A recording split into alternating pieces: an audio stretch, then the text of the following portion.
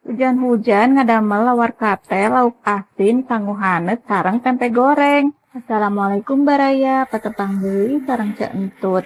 Ayeuna urang masak lauk sederhana nu pastina nikmat pisan. Sapertos biasa, ieu Cek Entut bade ngesikan heula beasna. Ieu baraya nya kieu we ngesikan beasna teh di sumur timba.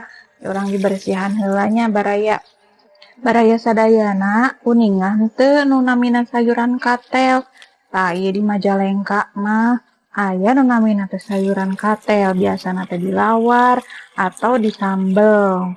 Ayeuna urang masak heula sanguna biasa we dina kastelnya baraya urang usar asur heula seuneuna tuh meh gerah hurung. Ayeuna urang potongan heula tempena. Biasa we bumbu tempe goreng nama nganggo bumbu marinasi desaku. Tah ayeuna sambil bade ngagoreng tempe urang cek heula ieu sanguna. Ternyata tos satengah mateng, urang golah galeh we heula. Ai pertengahan nuju masak teh hujan baraya. Keun bae nya da hujan oge rejeki. Enak komo hujan-hujan mah ngamam sambel, sangu haneut, lauk asin. Antap pokona mah. Tah urang ieu wajana tos panas, suang diminyakan. Tah geus minyakna tos panas mah langsung we digejebruskeun eta tempe-tempe nu tos berendam ti tadi teh kuat kakarunya.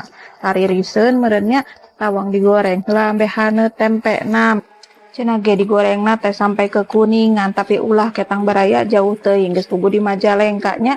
Tah ai tos kekuningan kitu mah keun we heula tunda. Ayeuna gantian sok kadinya tah lauk asin sing berendam dinya dina minyak panas. Meungpeung nuju hujan kieu mah nya ambe hararaneut gararing. Goreng terus nepikeun ka garing. Tah kadieun we hijikeun kade ulah parasea nya ngahiji oge. Keun bae dangke ge jeung deungeun sangu atuh. Tah ieu nu kieu baraya nu namanya katel teh. Jadi cenah si katel teh dijieuna teh tina ese kadele. Tah ayeuna mah lah keun bae lah masalah katel mah nya nu kieu pokona mah.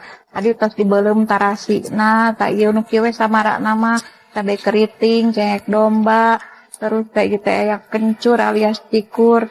Tah dirindas we kitu nepikeun ka bersatu padunya kitu. Lah ai masalah ladana mah kumaha keun bae we nu sareneungna sakumaha ladana. Ayeuna gejebruskeun bae eta katelna kanu sambal nu tadi digulah galeh we kieu nepikeun ka ngahiji gitu. Siap-siapkeun we heula terus sabab sanguna geus asak sagalana geus asak tuh.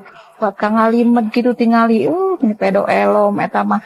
Wang suapkeun we belewekeun enak pisan dieu baraya hujan-hujan ngamam lawar katel, lauk asin sareng tempe goreng sanguna ge mihaneut kieu.